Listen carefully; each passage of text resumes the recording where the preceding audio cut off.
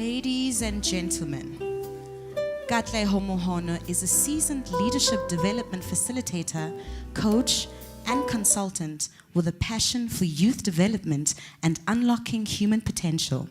He is the co-founder and CEO of Nia Delta, a global leadership and culture consulting firm. Nhlanhla has a decade worth of experience in corporate education, student and organizational leadership and coaching. He was a founding member of the African Leadership University and was part of the pioneering team of ALX in Nairobi, Kenya, where he served as the community manager and sits on the board of the Leadership Forum. Ladies and gentlemen, let's all welcome the facilitator of the Black Poverty book launch, Nhlanhla Buthelezi.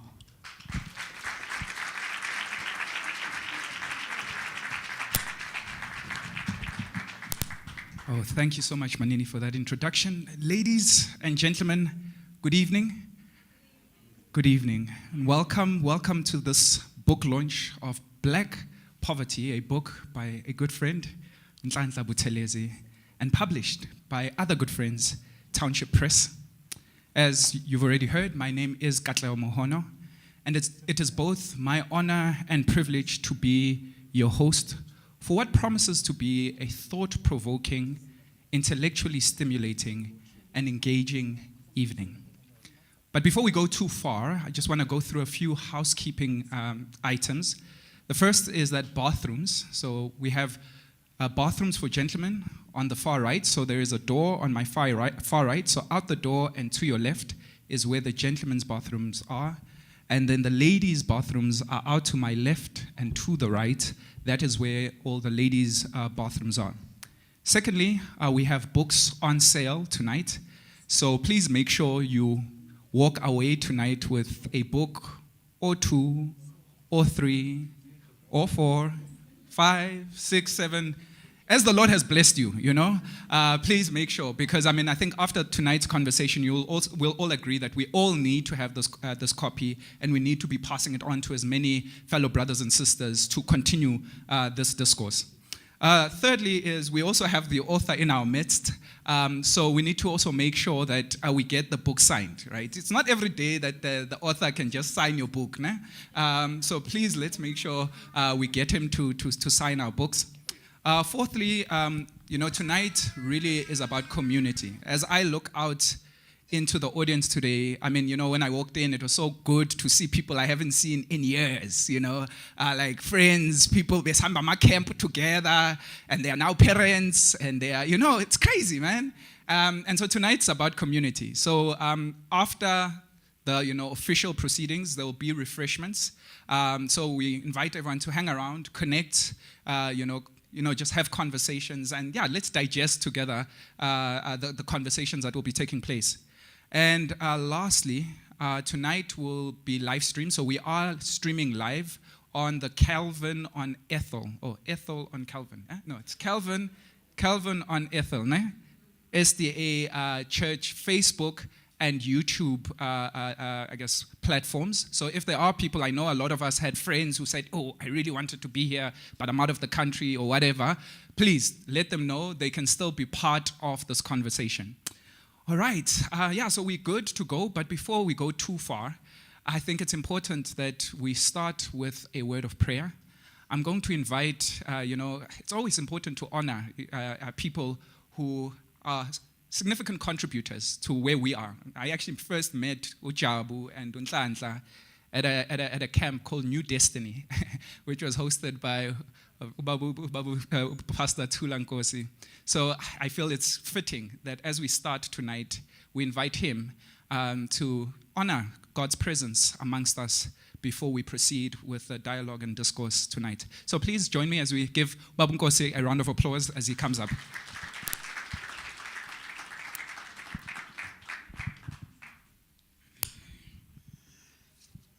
One minute. I feel greatly honored and humbled to see youth who used to come to our camp. For some of you who don't know, it was an education camp. We're not competing with the youth camp. Which is why everybody here was a facilitator They were not just camping, right? And I'm glad we are at an event where black productivity is being celebrated. Thank you, Nhlanhla. Oh, Father in heaven, we thank you today that we can see the fruits of parental guidance, your supreme guidance, and the products of a academic exercise led by you. What makes me happy, Lord, it is a young man whose book we are launching today. We often launch the books of bearded people, gray-haired people, because after all, they have to write books. This one has kicked the bucket at his early age. May he be joined by many others of his generation. In Jesus' name, amen. By the way, he was also in the Yeah, indeed. Yeah, I mean, many at times we forget that it is those camps. I'm seeing Ref is in the house. We're seeing a lot of young people who, through the opportunities of engaging at church and writing and practicing, that we can do what we do now professionally. I did say earlier on that this room is actually filled with some incredible people. Like, I look at this room and I feel like, actually, I'm tempted to have everybody be a panelist in our discourse today because there's so many voices that need to be heard in this conversation. So to kick us off, I'd like to maybe just break the ice a bit. And I'd like us to do something a bit unconventional. We're going to start off by asking everybody to turn to somebody in the room that you don't know. Right? So it can't be someone sitting next to your mazio. Turn to someone that you don't know. Right? And I'd like you to do three things. One, greet them, sawubona. Two, tell them who you are. Just your name is good enough. We don't need to go into bios and, all that stuff. And then thirdly, I want you to answer a question. And the question is, what drew you to tonight's conversation? Or alternatively, why are you here? So I'm going to give us 3 minutes. So find someone. You've got 3 minutes or 1.5 minutes each to say hello. Go to someone you don't know, say hello, introduce yourself, and tell them why you are here.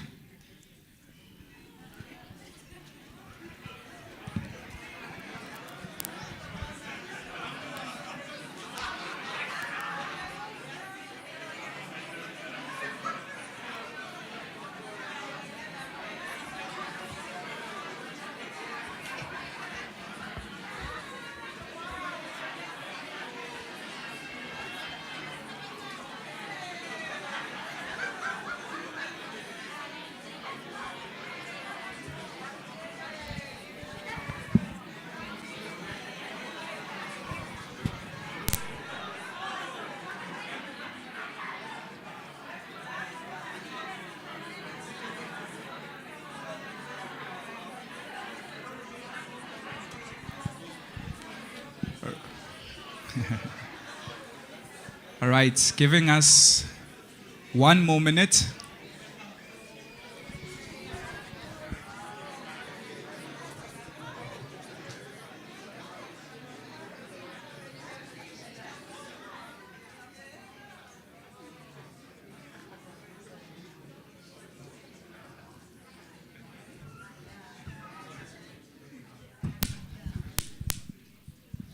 All right, bringing us all back together. Right, I'm seeing smiles all of a sudden. That's good. And yeah, connection, community, this is what tonight is about. So, are we all good now? We good to get going? Are we all, has the ice been broken? Are we comfortable?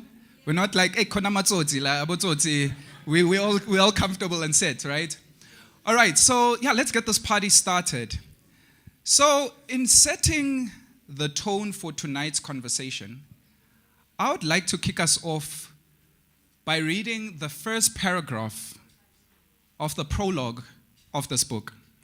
Nhlanhla is laughing because he knows what's coming, but bear with me. So when I picked up the book, the book in the front says black poverty. And then subtext, it says South Africa's socio-economic crisis as existential excrement. Ngalibheka legama. Ngalibheka man ngathi no isilungu ngiyasazi man. Ngiyasazi isilungu mara man. I think they made a mistake on the cover of this book. But ngathi no, let me start reading. So I started reading, and the prologue says, Prologue, Black poverty as existential excrement. Literally, amasimba. The English word excrement is a noun. Expressed most definitively in vulgar colloquial terms as shit. Amasimba in Southern Bantu Nguni languages, or masepa in Sesotho or Setswana. The word refers to the discharge, an unpleasant waste matter from the bowels. It is within this fecal matter that we are to metaphorically locate black poverty and suffering as existential. South Africa, in all its perceived democratic success, remains one of the most unequal places to live in. The gulf of inequality, made possible by both income and wealth variance across racial divide, widens with each passing year. It is this ever-widening racial wealth gap, intensified by historical white privilege through systems of unjust laws and exclusive access to economic opportunities, that continually plunges the poor into dire straits. Nhlanhla Buthelezi, 2022. Again, I just need to say that those are not my words, in case my mom's watching. Those are Nhlanhla's words. I read this prologue, or the prologue of this book, to locate everyone in the reality of tonight's conversation. That tonight's conversation is not going to be an entertaining conversation, but rather that it's going to be an honest conversation. It's going to be candid, and at times difficult to digest. But one thing I can promise is that it's going to be a significant and important conversation. The second thing is that tonight is a collective conversation, one that we all need to be having together.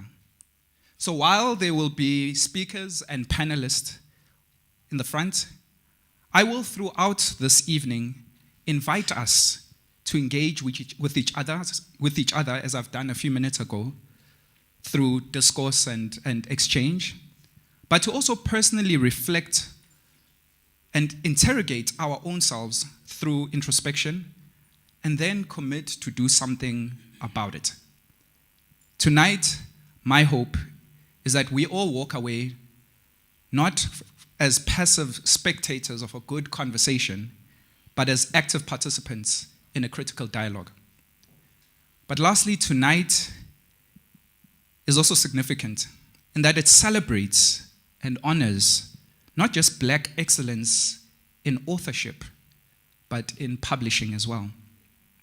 For far too long, our stories as Black people have been written and owned by others. But today, we celebrate what Black excellence looks like in writing our stories, publishing our stories, and owning the value chain in that. So please give a round of applause to Township Place for putting this event together. So tonight is a significant night, and I want to thank you, all of you, for joining us in being part of what I would call a Kairos moment. And on that note, welcome everyone. So the flow of our agenda is very simple. We'll start off with 2 speeches, and then we'll have a panel discussion. That will be followed by a special prize. So, just ungaphuthelwa, as they say. Make sure you are there for that special prize.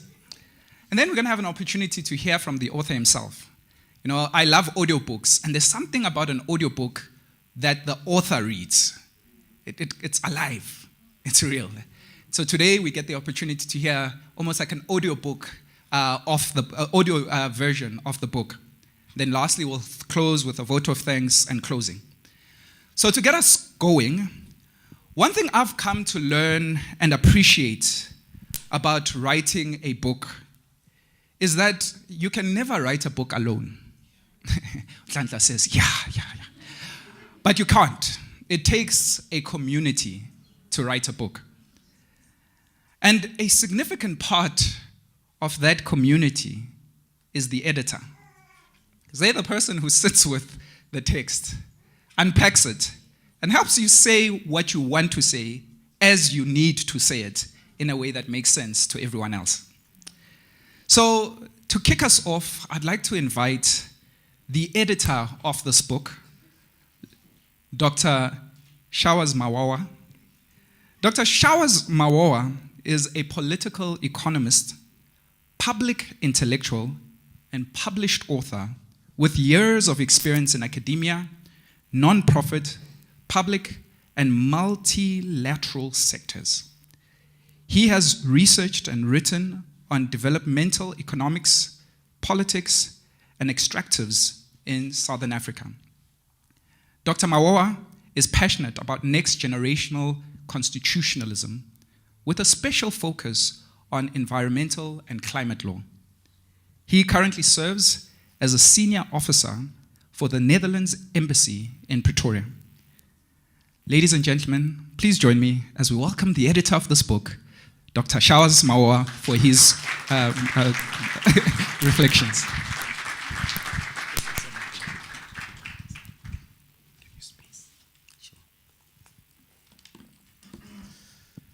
Good evening. Let me start off with a confession. Today it feels so good to be wrong. Because when Township Press first approached me with a request to review and edit Nhlanhla's manuscript, the first thing that I thought of, a pastor writing on poverty. It also so happened that at that time I was sitting on another manuscript for weeks. It was one that was uninspiring. But I was caught up because I had accepted the job. So in order to be polite to Jabu, I then said to her, please just send me the manuscript if you don't mind. I'll skim through and decide. Of course, the fact that now I'm standing in front of you tells you my verdict.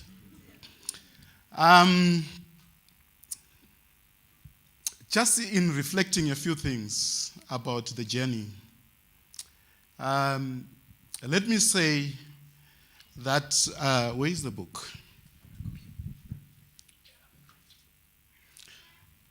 Let me say that every excellent literary work is a lie.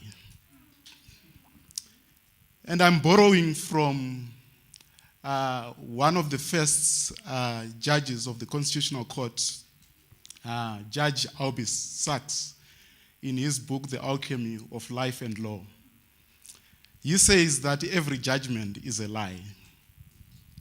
And he says this meaning that the formal, well-structured, and logically coherent final judgment masks the often frustrating, murky, back and forth process, the several drafts that were written and shredded by the judge before coming up to the final judgment. So he says that when you look at the final judgment, it does not tell you how murky the process has been. So it is in this same vein, I think, this moment, if I am to capture the culmination, I would say that every excellent literary work is a lie. This book is a high-end product, both in substance and quality. I must say that I have been to book launch that are done by those within my community of faith. Sometimes the substance is very good, but the quality of the copy betrays the substance. So I want to say well done to Township Press for doing justice to this excellent work that Nhlanhla has put into this book. And like I said, the magnificence of the book belies the journey traversed, fraught with revisions, frustrations, and at times doubts. But it is also a testimony of intellectual maturity. As an editor, I'm not an easy customer. But if you are to succeed in writing and publishing, you must be prepared for critical feedback. And I think Nhlanhla has demonstrated intellectual maturity by the way he addressed the often harsh criticisms that I gave him when I reviewed the manuscript. And this is why when you want to choose someone to do your review for your manuscript, you don't choose your spouse or your pastor, because what you need to, in order to grow, is to do justice, is to get honest and frank feedback. And I can say to you confidently that once you have published, it is also an exercise in vulnerability. Because as long as your thoughts are in your head, you are safe. You are not going to be criticized. So what Nhlanhla has done today is to lay naked before all of you, to say, this is what I think. Judge me, criticize. I've got the stomach for it. So I also want to say to Nhlanhla, you have also done well in the sense that this book is also consistent with Christ's message. Now, I am always mindful of the fact that Nhlanhla is a pastor. But this is not a study guide. It is not a commentary on the book of Romans. It is a discourse that engages with social questions, with issues that people face to face in the community. So the book exemplifies Christ's method. The author mixes and mingles with people's struggles that they experience on a day-to-day. He has stepped out of his theological comfort zone from being a seventh-day Christian to a 7-day, 24/7 Christian who engages with societal issues from day to day through this book. And maybe just to wrap up, I just want to share with you some of the things that from an editorial point of view that we looked at carefully that can be our signature of assurance of the quality of this book. The first thing that we looked at is accessibility. Because when you are authoring, you are writing to communicate. So you must be able to communicate your ideas in plain and accessible language. So the sophistry is not in the words and the jargon, but it is in the ideas. And the hallmark of a well-authored treatise is when you are able to communicate sophisticated ideas in plain and accessible ways. And I hope that when you read this book, this is going to be your experience. We also looked for things like factual accuracy, because this is a non-fiction book. It's not another story of quadruplets. So, as the editor, I had to make sure and verify and ensure as reasonably as possible that the claims are factually accurate. But it must also be plausible. There are many things that I may not agree necessarily with the book. And even as you read, you may not agree with those things. But the arguments must be persuasive. You must be able to say, even though I may not agree with this, but it does make sense. So it must be plausible. And I hope that you will find the claims plausible. The other thing is logical coherence. There are many stories and arguments in the book, and the panel is going to unpack some of those themes in the book. But all those things, they must cohere. There must be a single, clear, reasonable narrative in the book. You must be able to say, after all the many things that have been said, this is one thing that Nhlanhla has been trying to say. And from an editorial point of view, we tried to assist the author in doing that. But another important thing is authenticity, which has been demonstrated with the opening paragraph. So the voice that you will hear in this book is one of Nhlanhla Buthelezi. So you will notice, for those that are familiar with his presentations and his preaching, you will not miss the man in this book. You will come across the unfiltered, rugged, strong language in the book, because that's Nhlanhla. So that's authenticity. It is his voice. And finally, because this is a project that was being published through Township Press, an element that we made sure is reflected in the book is obviously the bridging of the political economy of knowledge divide. That the whole idea of Township Press is the bias towards voices from below. So it was important to make sure that this book is not just another book by an African author, but that the story is African.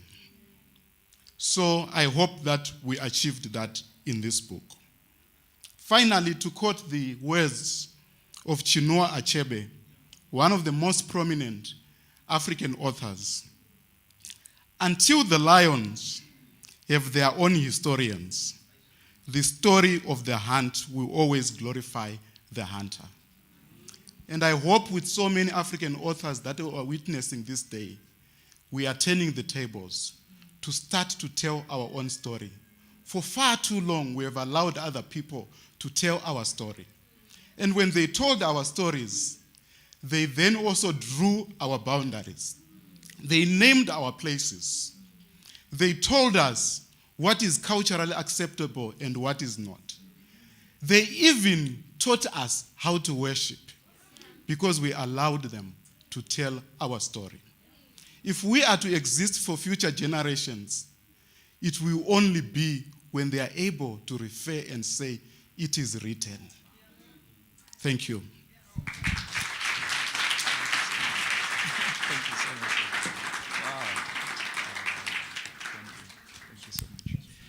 Wow. The editor has spoken. The editor has spoken.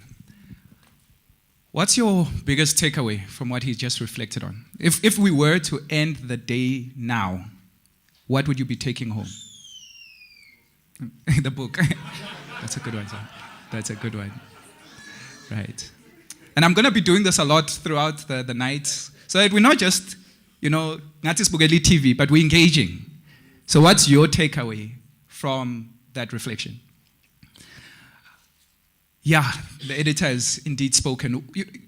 One of the things that I had an experience with when I started reading this book was really how impressed I was at how well written it is. And, Dr. Showers refers to it, but there is something about how well this book was written. And then it reminded me, Nhlanhla was a poet back in the days. There was a time where if you knew him well, Nhlanhla would just break out just line by line, bars, Baba. And so in reading this book, I just found myself being like, wow, this is so well written. And then, that moment where you're like, this guy is smart. Then you're like, I know this guy. And so it's really such an honor to be in the midst of such brilliance, Nhlanhla. And thank you again for giving us a piece of your soul through this book. So continuing with the community. So we mentioned that every community has an editor. But another significant part of the writing community is your reviewer. See, the editor gets paid to kind of critically make sure this thing makes sense. The reviewer doesn't really have any hold on anything. He's the guy who is allowed to read it and then simply say, you should have just kept your day job. But the reviewer for tonight has decided not to do that and has publicly made an appearance to say, look, I'm going to back my recommendation of this book. So, ladies and gentlemen, join me as we welcome Professor Nhlanhla Buthelezi, who is an associate professor in the Department of Strategic Communication at the University of Johannesburg. He has researched and written extensively in the areas of critical political economy of communication. He is the author of the book Constructing Hegemony, the South African Commercial Media and the Misrepresentation of Nationalization, published by UKZN Press.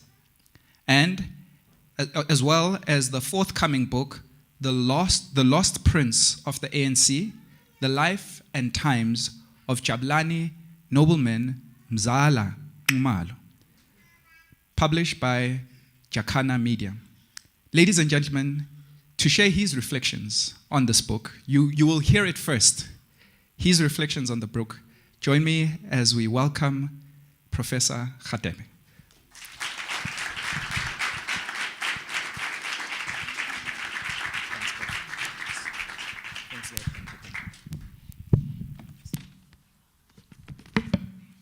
Sanibonani. I haven't been to church in a long time. So kumnandi ukuba la. Thanks, Shenge, for bringing me to church, for bringing a materialist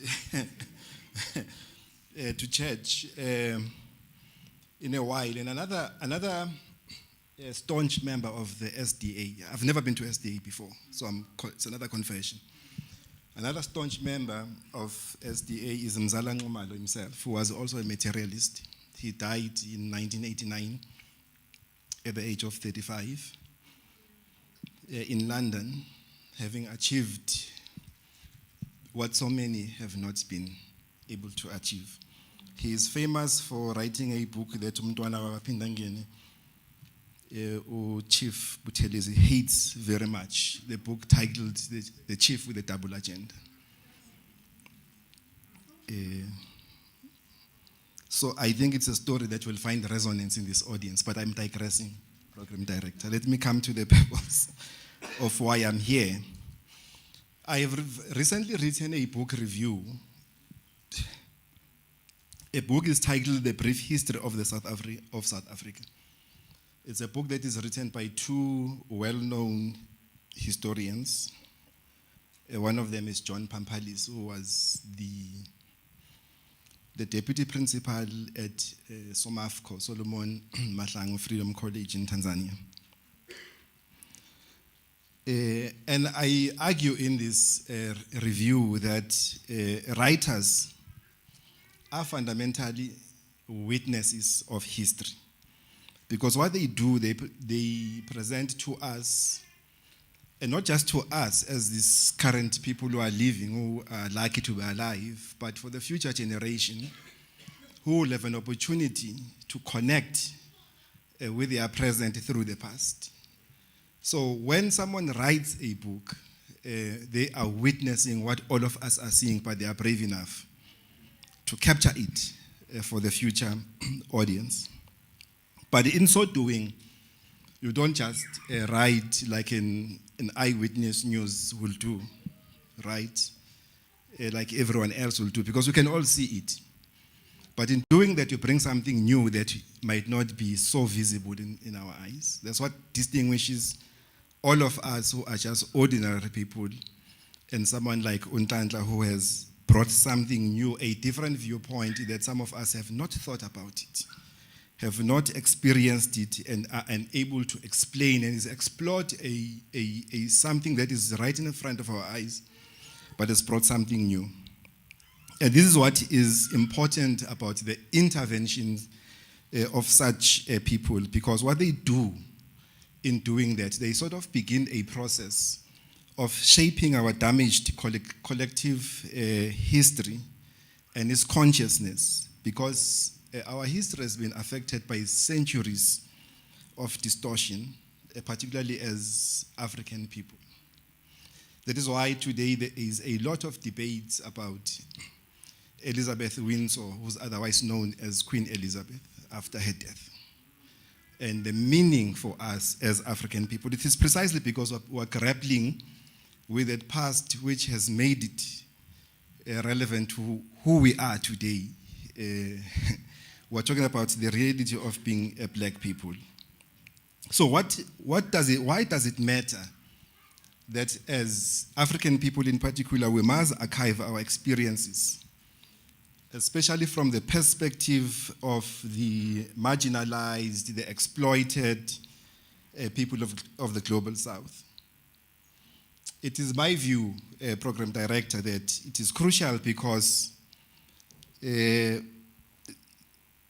embodied in our stories is people who are able to connect our past, our present, and our future using real issues that we are faced with. So I think it is important, therefore, that without just reading the book, but by listening to the people who are able to stand in front of us and make that connection, it is crucially important.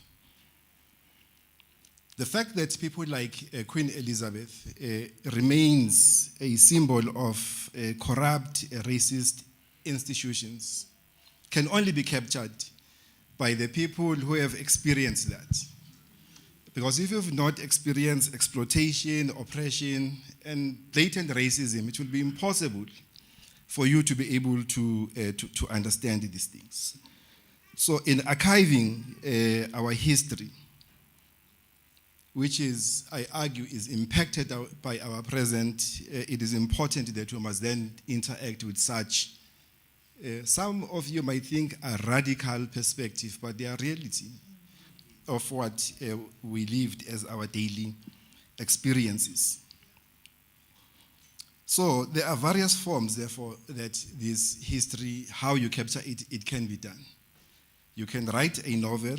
I'm happy that Nhlanhla, you were also a poet in your previous life, because you can write poems, right, in capturing all these things. You can, literature is one of the very important parts that helps us to capture the history. But what is important, in my view, is that in doing this, there are realities that you must be faced with, and I'm sure the editor will know that the restrictions that we are confronted with in accessing institutions that help us to archive, because they demonstrate the effects of power and overall politics, or the political economy of archiving our history. That's the reality that we are faced with. As a Marxist, I can talk about what is called the base and the superstructure metaphor. What this means is simple means that the economic base, the economy, controls or influences the superstructure. So what you read in the media and what you read in literature is informed by the economy. So for us to be able to have our views captured and accessed, we need the economy. That's the economic base that we need. So it will be of no use for us to sit here and talk about capturing our history if in all our various work that we do, our struggle is not of the economic emancipation. I'm not talking about the one that the Julius and his comrades will talk about, but I'm talking about the economic emancipation that will be accessed by everyone else.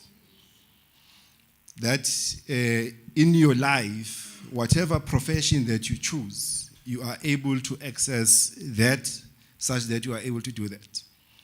The reality of the matter is that our publishing houses are largely controlled by the minority who control the economic base. So until we address that, the superstructure will forever be dependent on this economic base. So, and of course, the publishing industry is under pressure, and black publishers and the need to push our own narrative, like the Township Press is doing, is essentially struggling.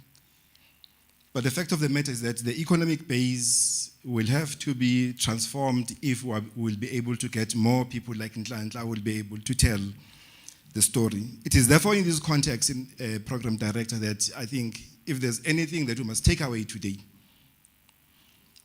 are the efforts of the writers like Nhlanhla and the publishers like the Township Press, who have, against all the odds, have stood up and made it and point that such a story lives to see a day, because many of us and the future generation will be able to interact with the views and understand context through what Nhlanhla has been able to witness for them to understand where we were in 2022.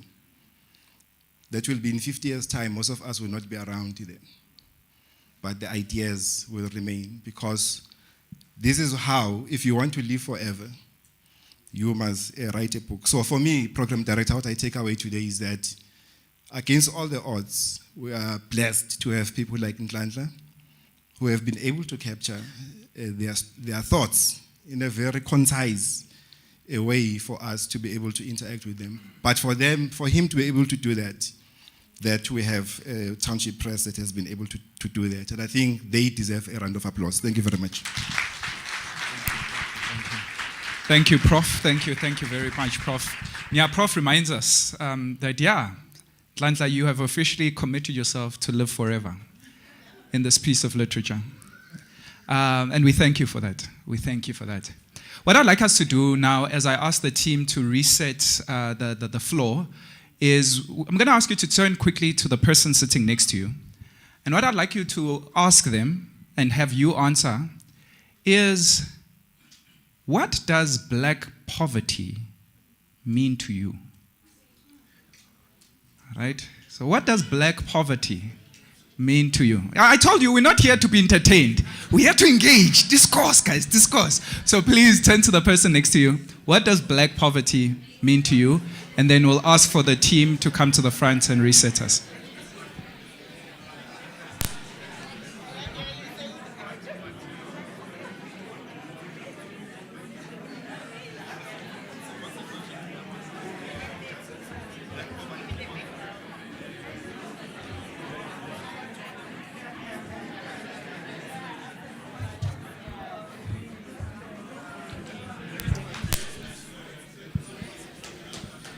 All right, giving us one more minute. One more minute.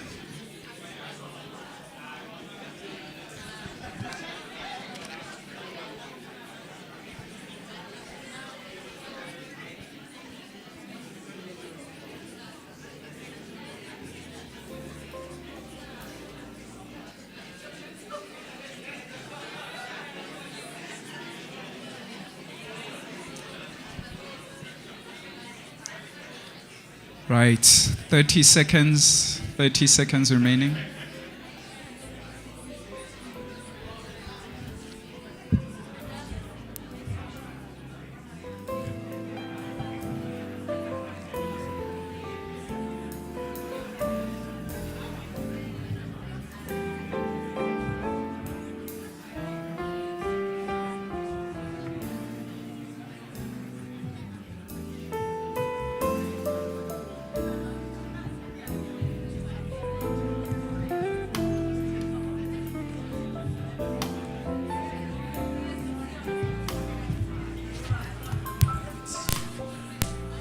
All right, let me bring everybody back. Ish, the discourse is getting real now. Yeah, okay. Yeah, don't worry, we'll continue to engage. Yeah, hey, people, lived realities, you can see. Ish, people are still talking. Don't worry, we'll engage. We'll engage. Right, thank you, everybody. I'm in again. I told you we're going to be engaging, we're going to be discussing, we're going to be, really unpacking. But to take this conversation forward, I'm going to invite 4 wonderful, extraordinary individuals to help us make sense of this book. Yeah, says kulmile about doctor, about prof, kulmile deep stuff, deep. But we're going to try and unpack this book and really just figure out, Nhlanhla uthini, yeah? When you read something and you're like, no, agaphinde futhi utheni. So that's what we hope to do tonight. So I've got 4 amazing panelists. So let me start off by introducing them, and as I introduce them, we'll invite them to come to the front. The first panelist is Dr. Sibongile Vilakazi, or affectionately known as Dr. V. Dr. V is a seasoned senior development expert who has practiced political, social, and market research for a large part of her career. She is an intellectual, passionate about transformation, organizational development, and human development. She currently serves as the BMF Gauteng and GGDA chairperson. Ladies and gentlemen, please put your hands together for Dr. Sibongile Vilakazi. Okay. Welcome, please. Yeah. All right, welcome. Next on the panel, we've got Mr. Musi Tabela. Oh, my daughter. Musi Tabela is a renowned South African actor, stealing the hearts of diverse viewers, if I get into the voice, across various telenovelas. Musi is also an editor and motivational speaker who shares amazing love for literature. He has founded a book club called Seraphim Book Club, aimed at developing South African youth and advocating for a reading culture across townships. Ladies and gentlemen, join me as we welcome Umusi Tabela. Thank you.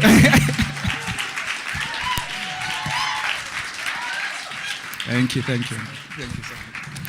I just want to clarify, the ladies, why when I was introduced was there not so much? I'm just asking. No, not fighting. I'm just asking to just clarify. Moving right along to our next speaker. Our next speaker is Mrs. Sisile Dube. Mrs. Dube is an admitted legal practitioner of the High Court of South Africa, who served her articles at one of South Africa's top corporate and commercial firms. She is a practicing company secretariat, qualified triple BEE practitioner, and carries insurmountable experience in public law. Ladies and gentlemen, join me as we welcome Mrs. Dube. Yes, please, the same energy, there we are. Yes. And last but definitely not least, it is both my honor and privilege to introduce you officially to the author of this riveting text, Mr. Nhlanhla Buthelezi.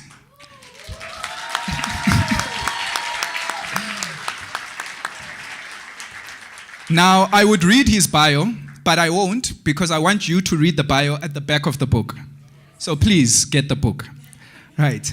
So to get us started, I'd like to start by asking all 4 of you to just tell me, what does, in, I guess, a sentence or 2, black poverty mean or look like for each one of you? Yeah, Kshubile. It's a panel discussion. So yeah, black poverty. Yes, and team, we're running from 1 to 1, 2, what number are you on? 3 and 4. All right. Yeah, so who would like to start? Okay, Sisile. Break the ice. Okay. Is this on? Is this on? Can you hear me? All right. Thank you, Program Director.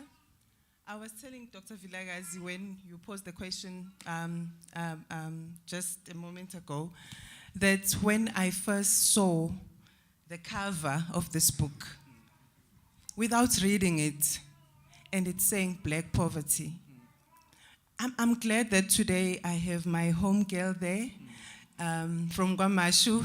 Big up to Kwamashu. Okay. Yes. we know the black poverty. You know, without reading the book, it just gives you that picture that we are from this. And Dr. Vilakazi said, you know what? The next book should be next achievements. Yeah, next achievements. Because we are from poverty as black people. We grew up, even though maybe we didn't experience much of apartheid, most of us maybe here, but we have the effect of it, how it affected our communities, and especially the chapter 9 that I'll be reviewing tonight, that it affected us as black people. So when you see a book called or titled Black Poverty, you think of yourself. It's me. That I've been there. It is you me. have experienced it. Yeah. But look where I am today. Thank so you. I just want to say big up to Pastor Nhlanhla Buthelezi Yeah. for this book. All right. Because as you'll be grabbing it tonight, you will read it for yourself. But what you have to take out from this book is black poverty. Yes. What does it mean for There you? we are. There. Thank you. Hey, thank you so much, Sisile. Thank you. You see, I know our speakers, banamav, you know, so I need to make sure that because we can be here the whole night. But Dr. V, I guess before Sisile steals completely your thunder, what's your reflections in in a tweetable? What's your reflections on what black poverty is? I think for me, Is it on? Yeah. For me, when I saw it on my desk, I was like, black poverty. I cringed because if black poverty is black lack, and I immediately I wanted to see what is this lack that I'm about to hear now about black people. And hence I was saying to her that I hope that the next book that we write is about our black wealth, because there's also so much about us that is of wealth and of pride that we should be putting out there. But obviously this is a book about us reflecting about where we are and where we find ourselves and why we find ourselves where we are. And hopefully then we can use that to move forward. Nice. Thank you so much. Musi, let me come to you before ending with Nhlanhla. Black poverty. Again, what does it mean to you? Black poverty, I'm going to give you an answer as a professor. First of all, I thought all professors were old men. Only to be surprised, we don't have to be so old to be professors these days, because coming back to black poverty, it basically says to me, you are like a rose that grew from concrete. You come from poverty, but now you're a professor.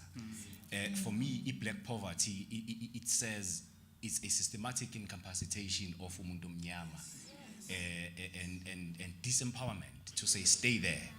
And when I saw the book title, the picture I had was of myself as a young boy. Beke Makaya, Ito Islami was imoto yocingo.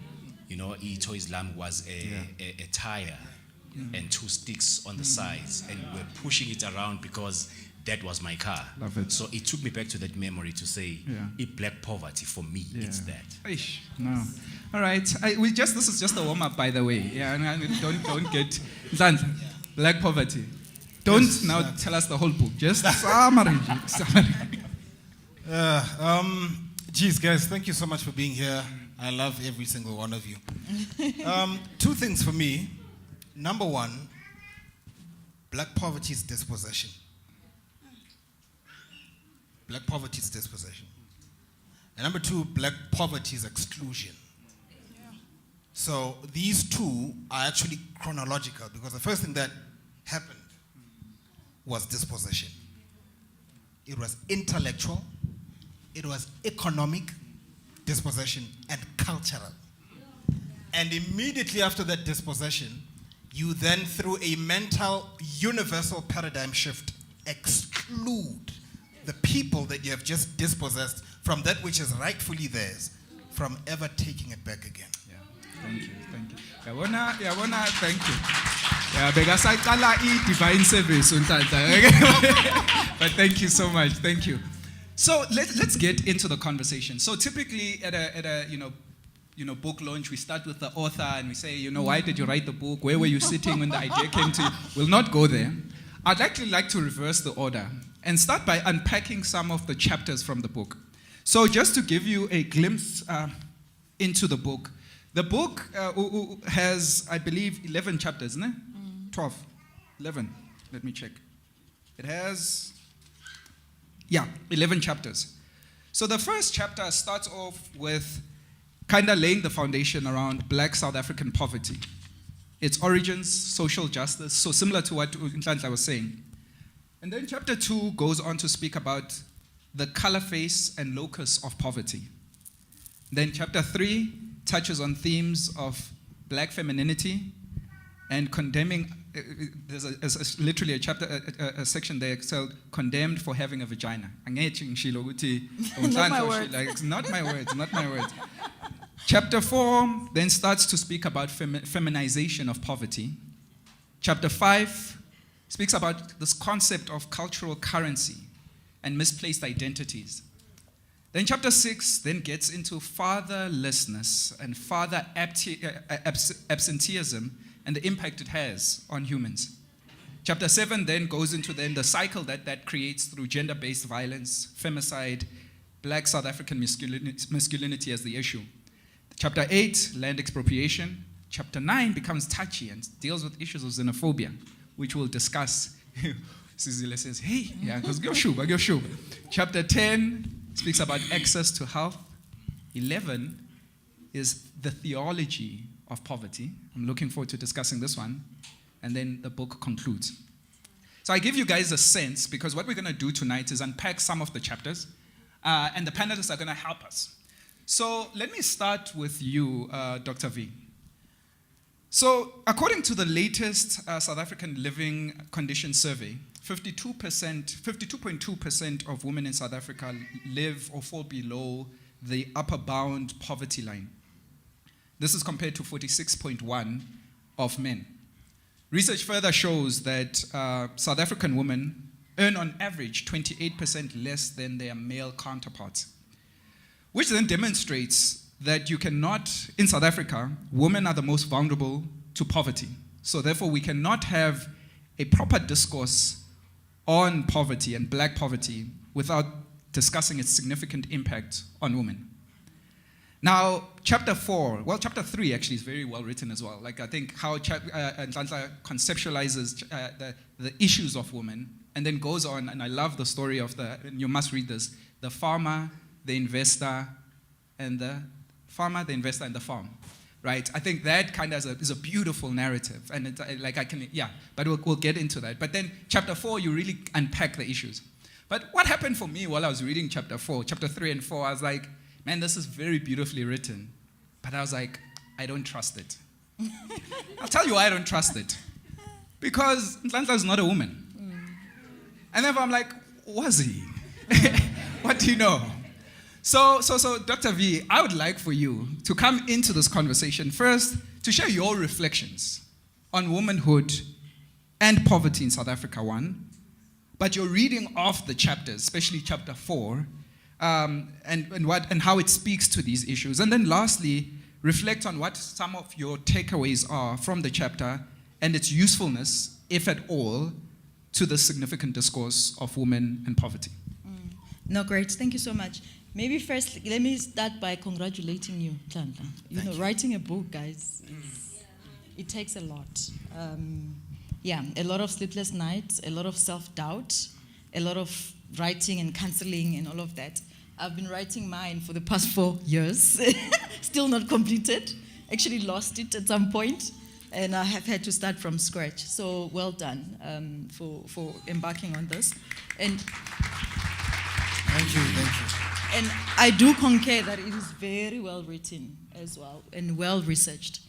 Also, it's not just someone's opinions. It does back it up. So I would implore you to go and get this book. It's really good. So my reflections as I read I tried to read the whole book. As I read the chapter that I was asked to read and reflect on, immediate reaction was that, same. You are male. What do you know about my abuse at the workplace, my abuse everywhere where I go? as a woman. Yeah. Are you credible to tell this story or to reflect on these issues? That was my initial reflection as well.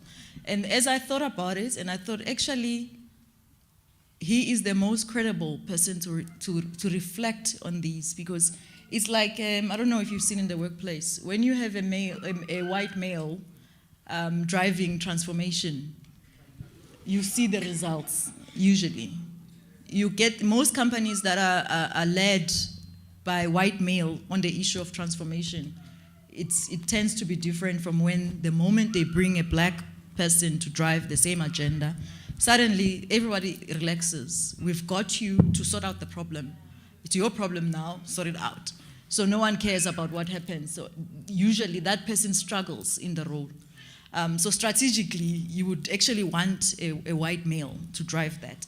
So it's quite similar. When you have a male reflecting on issues that are affecting the other in a frank and honest way that he has done it, I think it tells the other parties also to do the same. Whereas if I say it, it's almost like, they're like this, they are emotional, whereas if it's one of their own, suddenly it sounds different.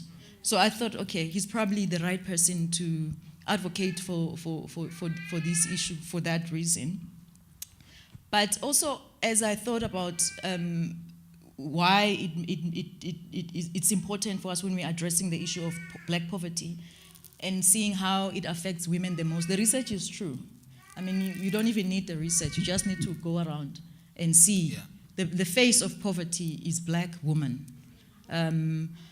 But there's a reason for that. It's not only because women have been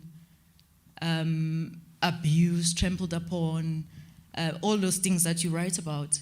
It's also because women are the backbone of society. So whether society is moving forward or backwards, it will be reflected on women, the life of women and children. And you rightly also discusses that. Because we are the backbone. We are more powerful than society sometimes would like to accept us to be. And because of that power, then we hold the good and the bad. So if you want to change society and move society forward, you have to focus on the woman because of that, because women will then carry it forward as you talk about through the children, making sure that a child comes from the correct home. Whereas right now, if a woman is poor, then you are bound to have a child that comes from a poor household. So yeah, I think it is a powerfully written chapter. It reflects the symptoms that we see all over. You don't need research, really. You don't need statistics to tell you that women are really affected the most by poverty.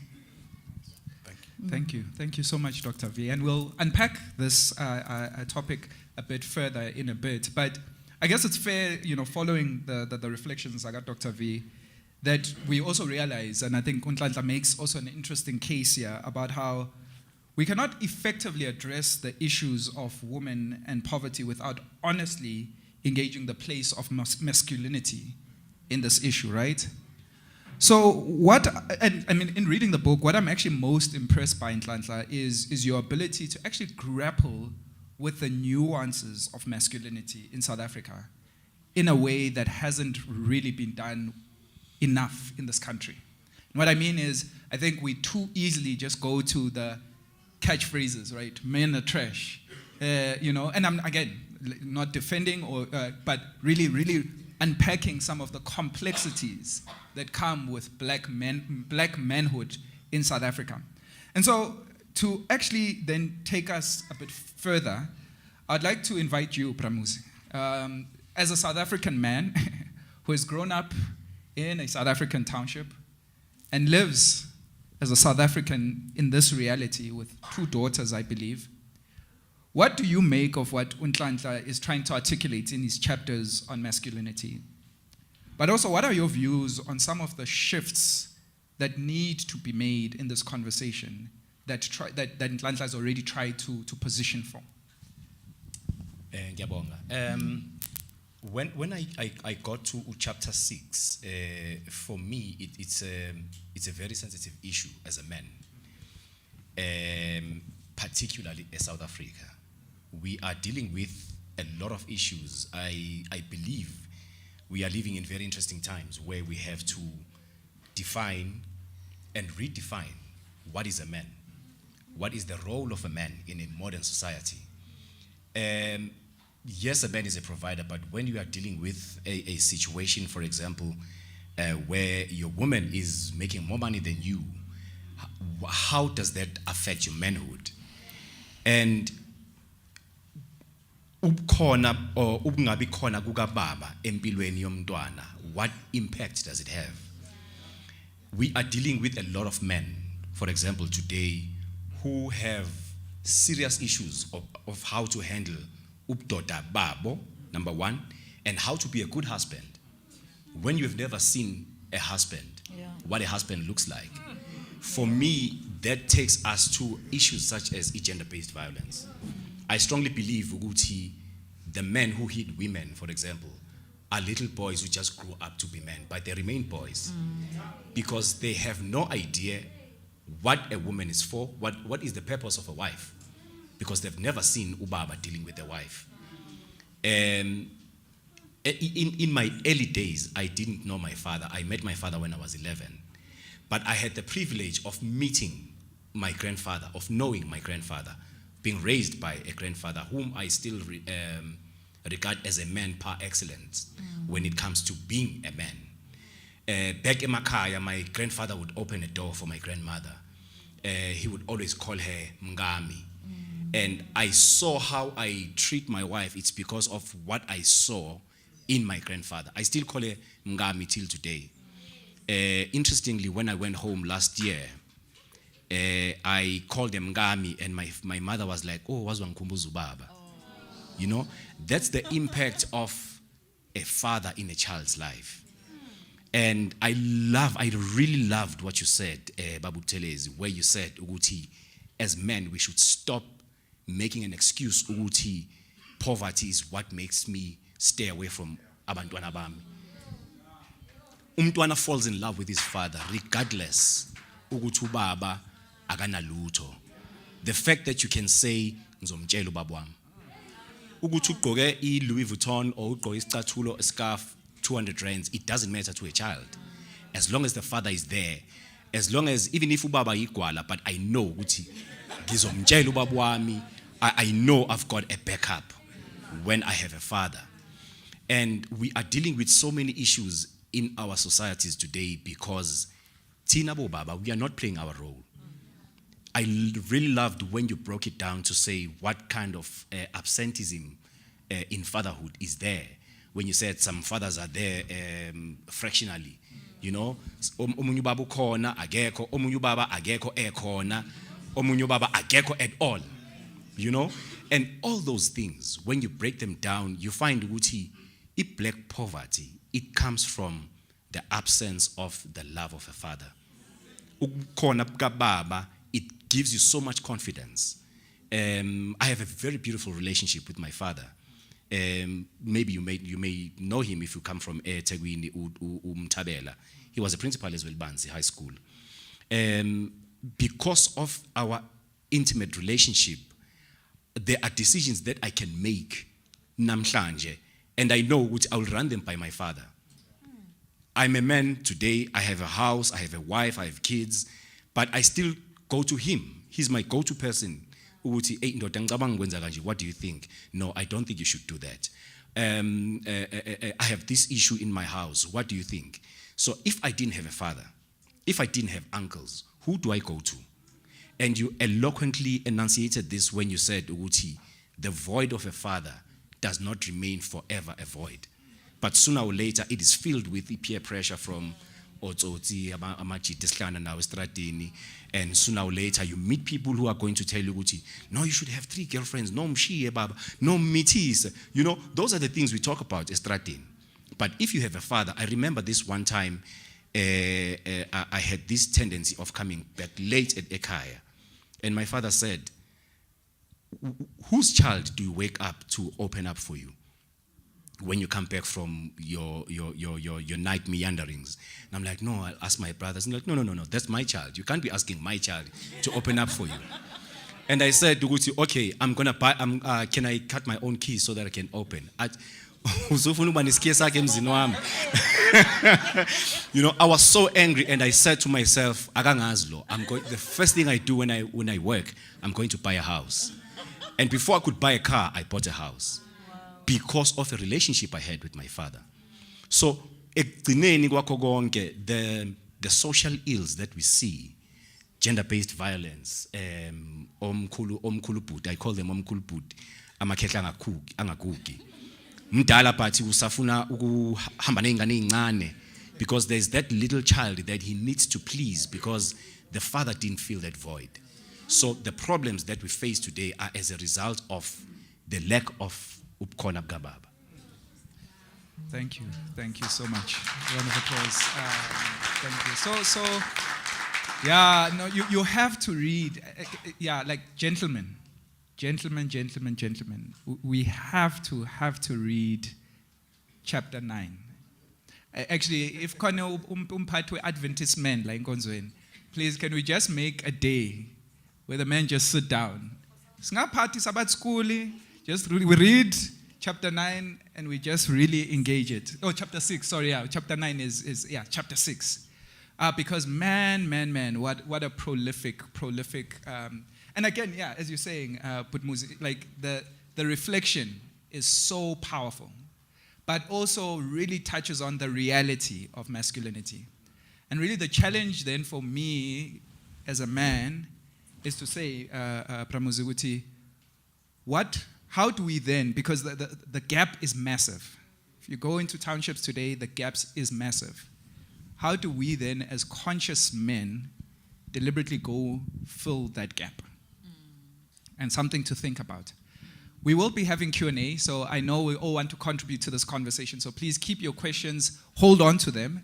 We'll get to an opportunity for Q&A. But it is a discourse, it is an engagement, so bear with us. So again, chapter 3, chapter 4, we really discuss the feminization of poverty, right? And a brilliant, again, job. And then we kind of get to chapter 6, where we really unpack the implication of masculinity and the role that it plays. There's something interesting that happens, and well, let's go, actually, I won't tell you, because you must read the book about what happens in between. But then we get to chapter 9, and I feel like Nhlanhla's bathi amaZulu anenkani, but I guess his courage in writing this chapter and the way he wrote it is for me incredible. And I say this is because, and I think Dr. V, if you remember, you once told a story the last time we were together that helped me intellectually make sense of xenophobia. And the story, I don't know if Dr. V remembers, and I'm Dr. V, I'm just talking here. But Dr. V tells a story about, and I don't remember, it was a very important event that you had attended where there were a number of like important delegates. I don't know if it was Nelson Mandela's funeral or it was something around that. And there were a number, it was held at a stadium, I believe. And transport was set up in that way that you had, everyone had to park. Oh, it was the presidential inauguration. Yes, presidential inauguration, right? Yeah. So that's it. I remember. So the presidential inauguration was happening, and everyone had left their cars, and so there was shuttles that took people from everywhere where they were parked into the location, right? Into the venue. Once the venue was over, what did happen was there was a delay in the shuttles. So people were held back, just waiting. And then over time, what happened, because as soon as people were becoming, like frustrated. So by the time the buses came, the people were trying to, get into the first bus. But her reflection was interesting because her reflection was, it was interesting to note how these were important people. The who's who's. Angeke sisho amagama. But they were, fighting for this resource. And so when I think about xenophobia, my intellectual premise for it is, it takes me back to Karl Marx's framework of, he uses the conception of conflict theory So Karl Marx conceptualizes conflict theory as a simple, well, it's not simple, like as a Marxist, please. Yeah, because there's Marxists here, so I don't want to butcher it. But in its simplest frame, he argues that in any society, there will always be limited resources, right? And so because of the limited resources, individuals and groups in society will always aim to maximize their share of the limited resources. He then further argues, Marx, that given that there are limited resources, the struggle for these limited resources inevitably leads to conflict and competition. So that's how I had conceptualized the reality of xenophobia in South Africa. And so this is me being vulnerable. But I was like, that's the only way I can make sense of this. Because as Abantu, this is not us. But the only way I can make sense of it is this Marxist approach. But Nhlanhla then just messed up my mind. Because once I had said, okay, I'll live with this reality, he goes on and writes chapter 9, where he takes a very contrarian view of this and unpacks his thinking in a very sound argument. And he makes an interesting case for how xenophobia in South Africa is more complex and includes issues such as social insurrection, ethnic animosity, and tribalism as the founding principle of this lack of social cohesion.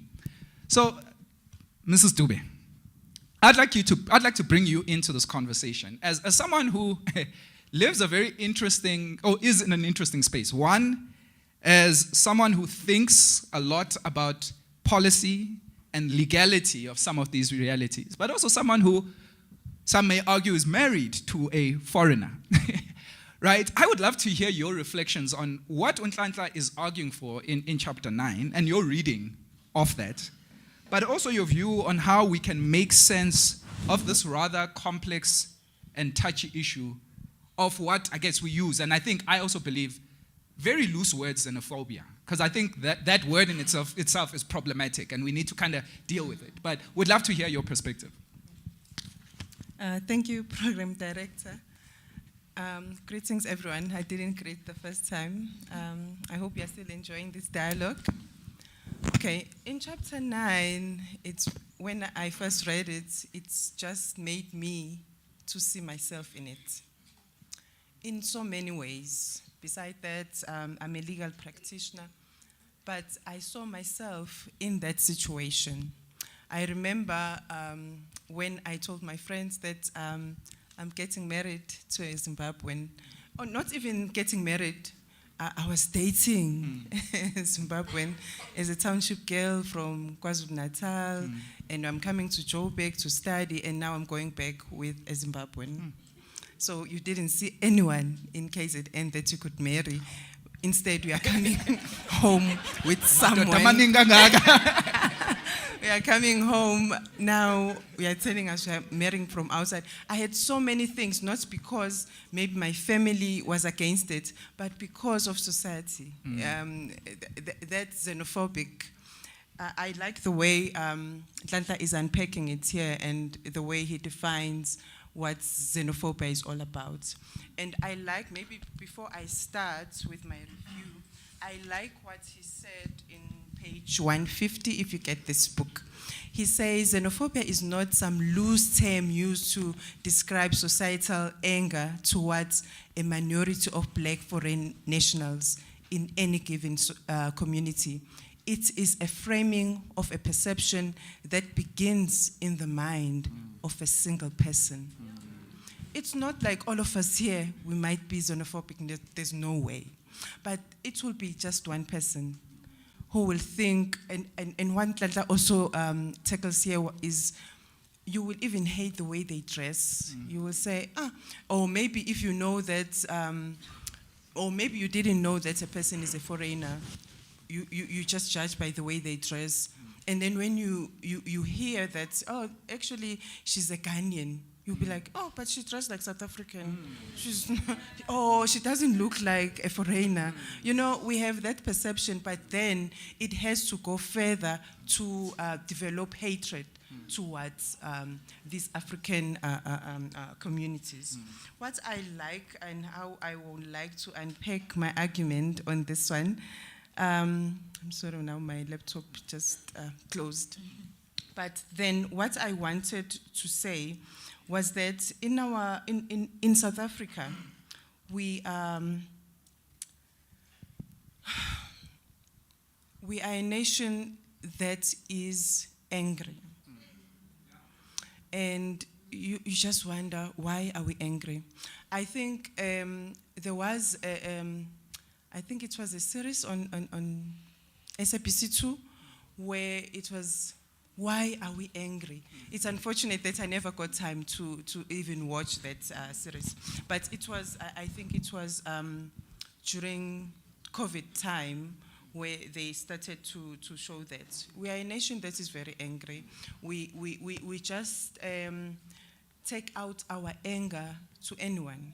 So one of the things that also Nhlanhla touches on in chapter 9 is that we think that foreign nationals are here to take our jobs. They are here to take our women.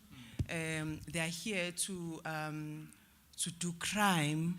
They are here to, most of them, the Nigerians, they are here just to distribute all these illegal substances like drugs and so on. So we have labeled them. It depends which parts of the continent or which part of the nation they are coming from. Whether it can be Zimbabweans, they are so used, they are labeled as it's them that commits most of crimes in Johannesburg, most specifically.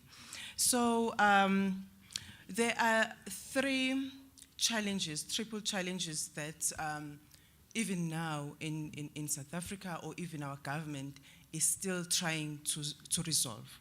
So one of it is inequality, poverty, and unemployment. And when we see foreign nationals as those that are taking our jobs, Nhlanhla also argues that it's a no-no to say, I don't have a job because there's a foreigner that has taken my job. So those are the three triple challenges that the government is still trying to resolve. And Stats SA in 2013, they gave a stat of saying, this is evident when one considers that close to 60% of government expenditure is allocated to social grants and that expenditure related to social wages has more than doubled over the past decade.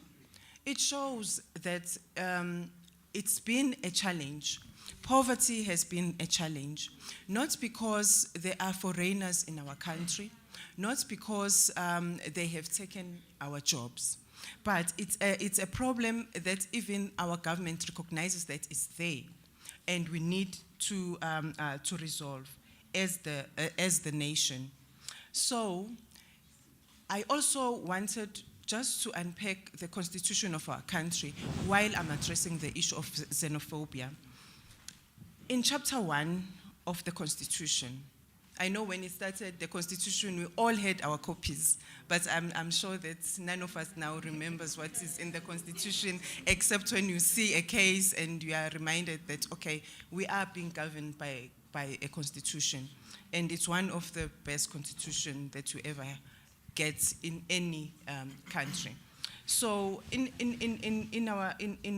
South Africa, chapter 1, it states the values that as the country we need to uphold: human dignity, the achievement of equality and the advancement of human rights and freedom, non-racial and non-sexism, supremacy of the Constitution and the rule of law. And when you unpack the xenophobia, you will then realize that none of these values are being upheld by that. So as the country, we are violating our own constitution. So it goes further, still chapter 1 of the Constitution. All citizens are equal, are equally entitled to the rights, privileges, and benefits of citizenship. And please underline, I'm saying all citizens. I know you're timing me. And then chapter 2 of the Constitution, it gives us the rights, all of us that as we are sitting here, the Bill of Rights.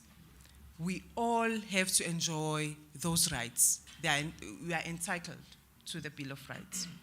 And it's saying the Bill of Rights is a cornerstone of democracy in South Africa. It enshrines the rights of all people in our country. I thought I will have my learned friends here, but I don't see Ashley. I thought he was going to be here because I was going to point at him to say, I want him to define or even define the word in our country. And affirms the democratic values of human dignity, equality, and freedom.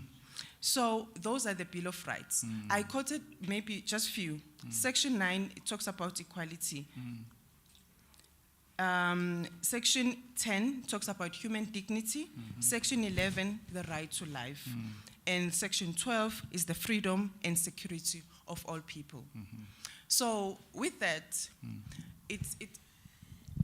I like the program director, the way he introduced this, because he also touched on the issue of limited resources. There's somewhere, Nhlanhla, where you indicated that South African police, they are not doing much to even try and combat this issue of xenophobia or even the attacks to foreign nationals. And when I read that paragraph, I thought of limited resources. And I will quote some few cases, not based on xenophobia, but on the issue of limited resources. There was, for instance, last month or last week, the MEC in Limpopo. I know that as a legal practitioner myself, and when we get admitted, there are oaths that you need to uphold as a legal practitioner, that you will never do anything that will go against what you believe in. And some of the things that the MEC was being quoted to say was that, but as a doctor, you saw that you will never discriminate. Whether a person comes from another country, you will always treat your patient equally. Then she touches also on the issue of budget in her province, Limpopo. That as long as you are undocumented in the country, it's so hard then as government to even budget, because now there will be 100 people that were never even counted to be part of the budget, and now they need to be catered for because you are within the borders of South Africa. And that's when now the big issue for me, that's where it comes from. Yeah. So not that I will agree with her, but I'm just touching on that. And one of the landmark cases, which had nothing to do with xenophobia, but I want to drive the issue of limited resources in the country. You will know that you have a right to housing.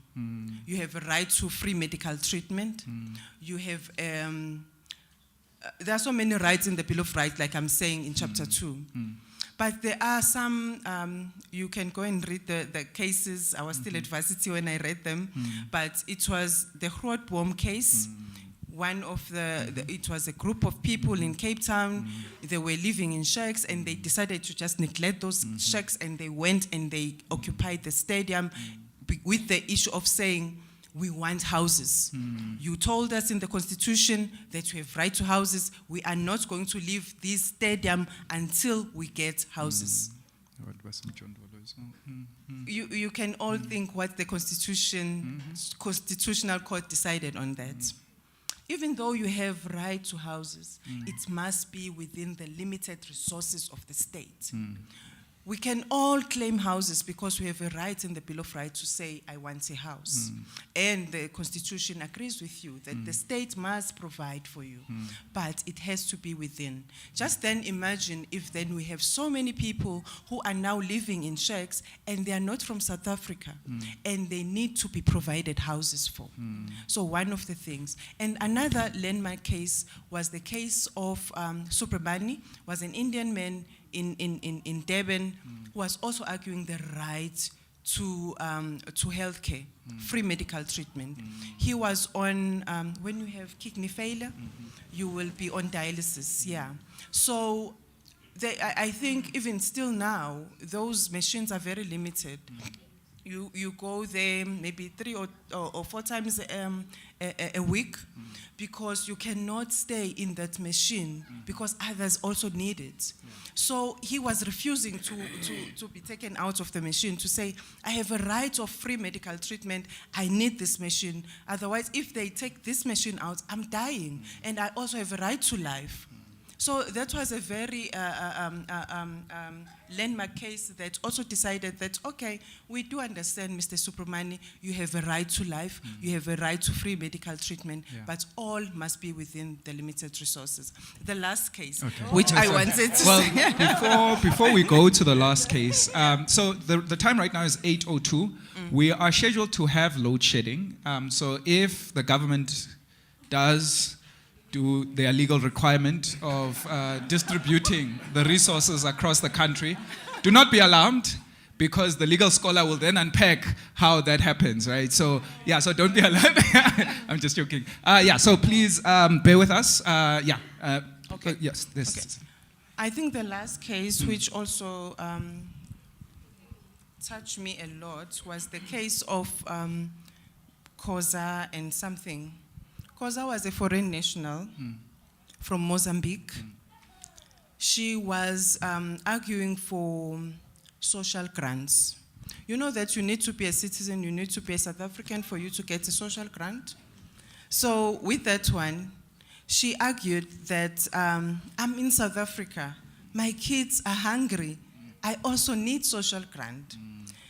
What alarmed me in this case is that the first instance when they came to the High Court, Minister of Social Development didn't even oppose the case because he thought, they will never even win this case. To his surprise, they won the case, that they need to have also be given these social grants. And then when he took it now to Constitutional Court, that there's no way. I think the learned judge erred in this. He's hungry, but he has money to take the case to the Constitutional Court. Yes, you see. We can argue how that happened, but yeah. So he took the case to the Constitutional Court, and I'm trying to find the case because I like what Judge Mokgoro said in that case. Okay. And also in that case, in the Constitutional Court, as a foreigner, she won the case. That the foreign nationals now are also entitled to get the social grants. Okay. Unfortunately, I can't find this case now. But it was an interesting case to read because as long as you are documented, you are within your rights to enjoy all the benefits as they are enshrined in our Constitution. Thank you.